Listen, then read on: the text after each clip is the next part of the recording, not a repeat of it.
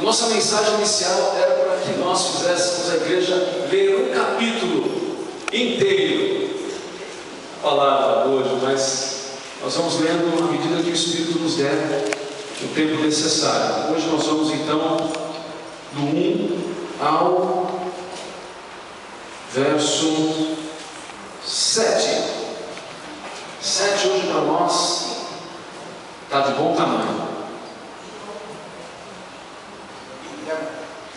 João, o Evangelho de João, capítulo 9, do 1 ao 7.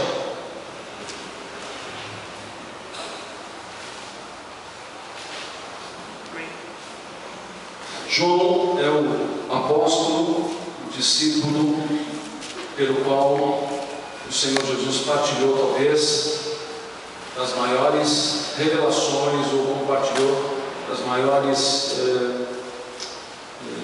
de um maior relacionamento espiritual. De João, Tiago e Pedro, João foi aquele que avistou com mais profundidade os ensinamentos do Mestre. E João tem uma maneira interessante de fazer a narrativa. Às vezes ele se coloca na terceira pessoa, por uma questão de modéstia, de que ele não se sentisse diferentemente dos demais. Mas João foi aquele que teve mais busca, por isso que o seu evangelho é conhecido como o Evangelho Águia, que é aquele que voa mais alto e enxerga com mais profundidade. Amém? Todo mundo sabe a simbologia dos 4 evangelhos? O leão, o boi, o homem e a águia, que está descrito profeticamente no Antigo Testamento, em Ezequiel. A engrenagem da máquina do Evangelho, os 4 evangelhos, os 4 animais, os seres viventes que ele descreve ali. Ele está falando do Evangelho. Então ele fala do homem, ele fala de um boi, ele fala de um leão, e ele fala da águia, que era um ser que se misturava nessas 4 figuras. Então a gente tem o primeiro evangelho de Mateus, que é o evangelho chamado Leão. É um evangelho que fala muito sobre a descendência, a origem de Jesus judaica, fala dos preceitos, como guardavam a lei. Então Jesus é conhecido como o leão da tribo de Judá. Então é o evangelho de Leão, Mateus. Marcos é o evangelho de boi, da figura de boi, que é uma figura onde Marcos descreve Jesus de uma maneira onde ele se doa, ele dá a sua vida. Então é um evangelho sensível, fala como Jesus se doou ao máximo nos 3 anos e meio do seu ministério. Então é um evangelho que a gente conhece como o evangelho boi. E o terceiro evangelho é o evangelho de Lucas, que era um cientista, um médico, que fala de Jesus na sua humanidade, né? Como Jesus chorou, né? Como Jesus se moveu de íntima compaixão, fala da característica humana de Jesus com mais propriedade. Então o evangelho é o homem, né? E termina o evangelho águia, que a gente falou, que é o evangelho de João. Os que pegaram no capítulo 9, estão todo mundo afiadinho? Sim ou não? Sim. Sim ou não? Sim. Aí, glória a Deus. Agora sim. Quem estava mais sonolento agora ficou pronto. A palavra de Deus diz assim para nós: quando Jesus ia passando, viu um homem cego de nascença. Os discípulos de Jesus perguntaram: Rabi, quem pecou? Este ou seus pais, para que nascesse cego? Jesus respondeu: nem ele pecou, nem seus pais, mas isto aconteceu, isto se fez, para que se manifeste nele as obras de Deus. Versículo 4: devemos fazer as obras daquele que me enviou, enquanto é dia. A noite vem, quando ninguém pode trabalhar. Enquanto estou no mundo, sou a luz do mundo. Tendo dito isto, cuspiu na terra, pesou-o com saliva, aplicou-o aos olhos do cego e disse: vai, lava-te no tanque de Siloé, que significa o enviado. O cego foi e lavou-se, voltando vendo. Até aqui. Na semana que vem nós vamos tomar a sequência do 7. Amém? Aí nós vamos ver os desdobros desse milagre, os desdobramentos desse milagre. Bom, irmãos, eu lendo esse livro, não tem como parar diante disso e fazer algumas associações. Talvez quando você leu comigo aqui, você se lembrou que Jesus não cura somente esse homem de cegueira. A gente conhece muitas curas, ou algumas curas de cegueira nos evangelhos. 3 delas chamam bastante atenção. E eu quero, assim, elucidar bem rápido cada uma delas, para a gente poder entender o espírito que está por trás do processo desse milagre.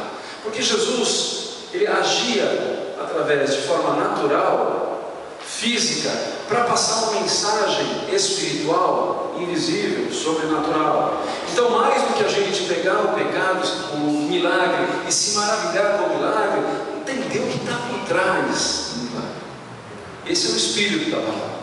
Então, assim, a gente vai lembrar que teve um cego pelo qual Jesus não passava ou ia de caminho, mas ele passava por um caminho que levava a Jericó, e um homem à beira deste caminho clamava: Jesus, filho de Davi, tem misericórdia de mim. Esse homem chamado Bartimeu, muito conhecido a passagem.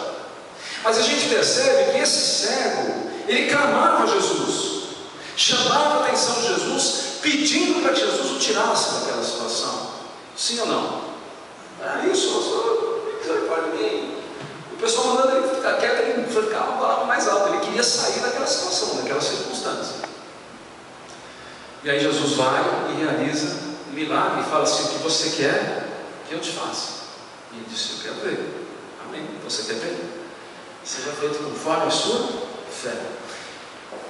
Tem um segundo movimento, pessoas que não enxergam, que não viam, cegos, que está escrito no Evangelho de Marcos, um cego na região de Betsaida, que também é uma passagem muito interessante, muito legal. Depois você pode até pegar e ler sobre ela. Jesus também, diferentemente de Bartimeu, que clama por Jesus, esse cego de Betsaida é trazido a Jesus por alguém.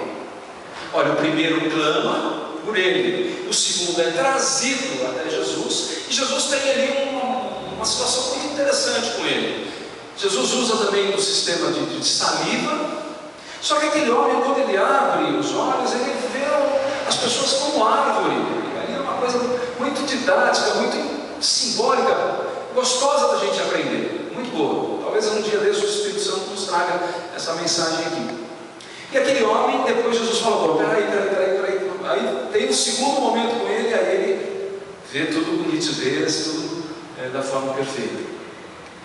E o terceiro cego é esse camarada que nós acabamos de ler, que está no Evangelho de João, que diferentemente do primeiro que clamou por Jesus e do segundo que foi trazido até Jesus, esse camarada ele está na dele. Ele nem chama por Jesus e nem pede para ser curado. Esse homem, e é interessante que eu ouvi no louvor, os irmãos cantando, foi alcançado por Jesus. Quantos aqui estão nessa noite e foram alcançados por Jesus? Todos nós, pela didática dele, pela maneira dele.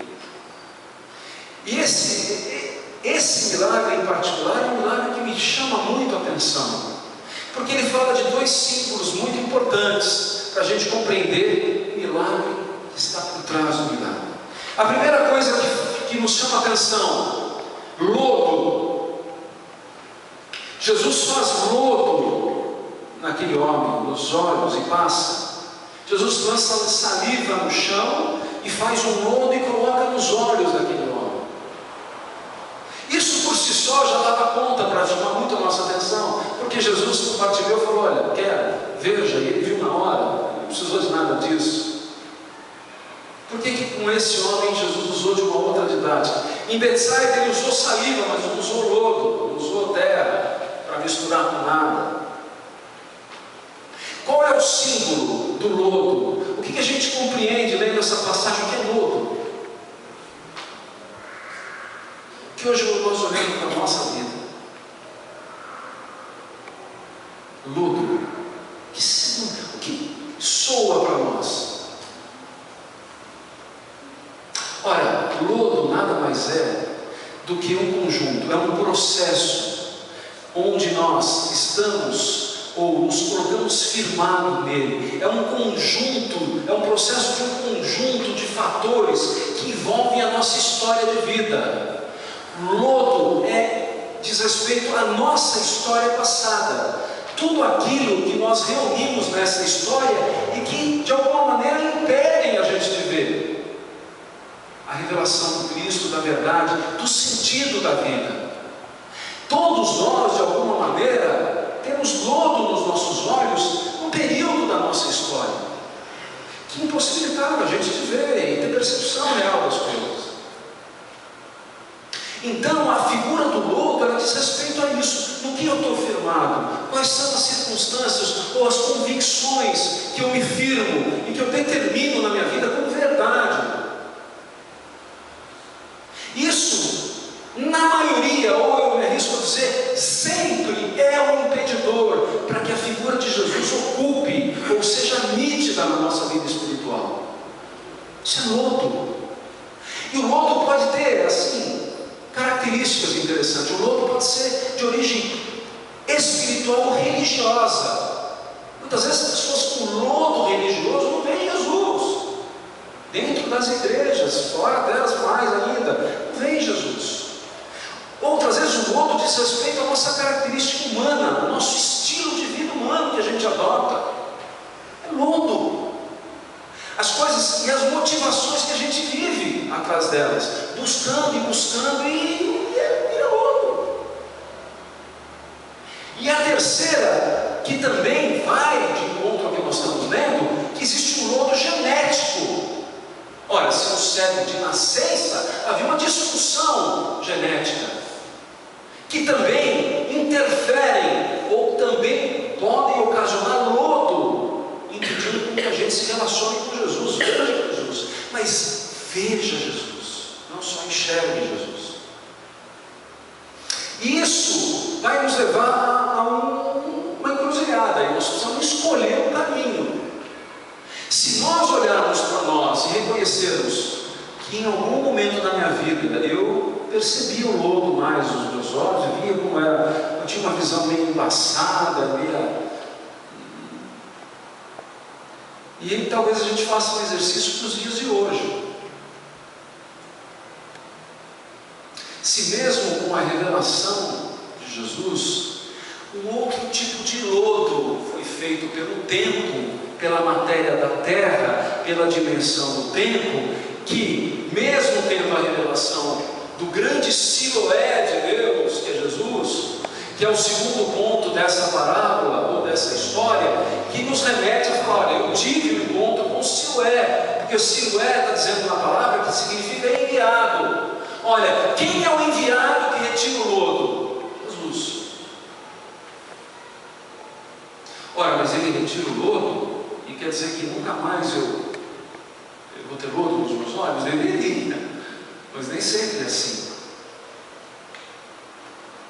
Nós temos muito mais facilidade de concordarmos com os lodos de uma outra época da nossa vida. Mas quando a gente dá passos no Evangelho, existe uma outra engrenagem que trabalha a serviço do tempo para que novos materiais, novos ingredientes do tempo possam ser usados para que a nossa visão seja obstruída. E nós muitas vezes não temos percepção disso. Eu queria destacar alguns pontos que vão nos identificar, independente da fase que nós estamos, na nossa caminhada com Jesus, pontos em comum com o personagem, com este cego de nascença. Todos nós nascemos cegos. Primeiro ponto, vamos ver se isso tem um pouquinho a ver conosco. Nós e o cego,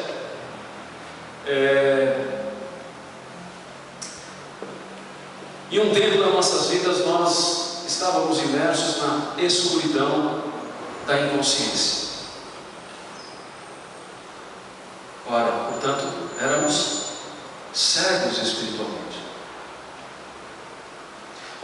isso nos remete a um período ou uma fase da nossa vida, que como este cego, estávamos imersos na escuridão da nossa inconsciência. Sim ou não? Uma outra coisa que nos remete a esse cego. Esse cego, ele não tinha perspectiva sobre a vida, sobre o ponto de vista do potencial que ele tinha, porque ele não via, não enxergava o potencial. Ou seja, daí ele não tinha perspectivas maiores para a sua vida, porque estava nesse estado. Nós, sem a visão do reino, sem a visão de Jesus, sobre a visão de um sentido de vida, nós vivemos esse grande dilema. A perspectiva de uma vida de qualidade, de uma vida saudável em nós, ela fica muito difícil, muito limitada, muito aquém do que poderia.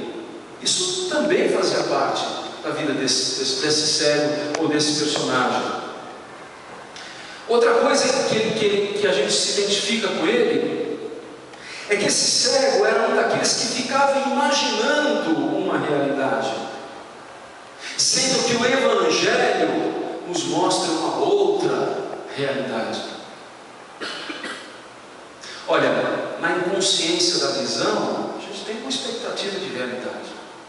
Nós nos relacionamos com ela.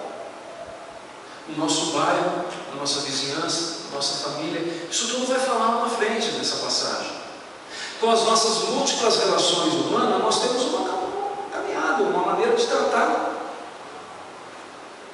E quando nós conhecemos a Cristo, abre-se uma outra perspectiva de realidade, uma coisa muito mais ampla e desafiadora. E uma quarta, que é por razões óbvias, este homem não tinha acesso à palavra de Deus, porque não enxergava. Olha, nas principais encruzilhadas ou indecisões das nossas vidas, a palavra de Deus, ela é o diferencial, ela é o que vai determinar o meu passo adiante. E às vezes no calor das nossas motivações, da nossa ansiedade, nós colocamos os pés pelas mãos, porque nós muitas vezes não damos vazão à palavra de Deus, não damos ou não temos a devida consciência do tamanho do lodo que se fez nos nossos olhos. O que eu quero hoje afirmar nessa primeira etapa da nossa ministração sobre o tanque de Siloé é, primeiro, que cada um de nós enxergue a quantidade de lodo que nós temos nos olhos hoje, a visão de cristianismo que a gente hoje está afirmando, o que nós hoje, por ordem prática na nossa vida, irmãos, isso acho que talvez seja o fundamental nessa noite, o de prático que eu tenho colocado das revelações e os ensinamentos do Rabi, que foi dito aqui na passagem, na minha vida prática, na organização da minha vida, no sentido de como eu coloco tudo direitinho no meu dia a dia, como eu funciono internamente. Olha, se o Evangelho não está organizando internamente o nosso funcionamento, nós estamos vivendo um outro processo, não o Evangelho. Se o Evangelho não está trazendo em nós maturidade, olhar por uma perspectiva de que nós precisamos mudar em algumas áreas, mas mudar mesmo, irmãos, a ponto de nos tirarmos da inconsciência, da escuridão e nos lançarmos para a coisa que reflete a vida de Cristo em nós, nós estamos aí andando em círculos, gastando tempo. Então, eu quero hoje iniciar dizendo que todos nós, eu estou incluído nisso, glória a Deus, precisamos do Siloé, do enviado do Senhor, para abrir uma dimensão em nós, de enxergarmos aquilo que nós hoje não conseguimos ver naturalmente.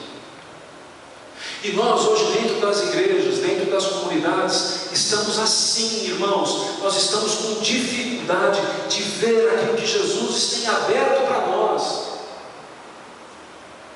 Nós recebemos a revelação do lodo, mas quando nós vamos no processo de ir até o tanque de Siloé e lavarmos, o conhecimento da vontade de Jesus só é dado quando ele fala: olha, vai ao tanque de Siloé e se lava. Aí foi aberta o conhecimento da vontade de Jesus. Ou seja, se nós não removermos o lodo, nós não vamos adentrar a áreas espirituais dentro de nós, irmãos. Nós não vamos viver a plenitude do Evangelho. E agora, caminhando esse tempo no texto, eu quero fazer a ponte de volta. Por que da didática de Jesus ficou esse ensinamento que João traz aqui em um capítulo todo? Porque Jesus não deu uma ordem, olha, veja. Por que Jesus não fez um movimento qualquer declarando ou afirmando, visando naquele homem? Para nós entendermos e deixarmos para trás o intuito, a ação de querermos nós tirarmos o lodo do olho do nosso irmão. Eu queria tanto que aquela pessoa fosse no encontro. Deixa eu tirar o lodo, eu vou botar o dedo no olho dela, vou tirar o lodo, que ela não está enxergando que o encontro é bom. O meu papel, irmão, é falar: irmão, tem um tanque chamado Siloé. Você não está vendo coisas difíceis na tua vida, irmão? Tem um tanque chamado Siloé. Vai se lavar lá, irmão.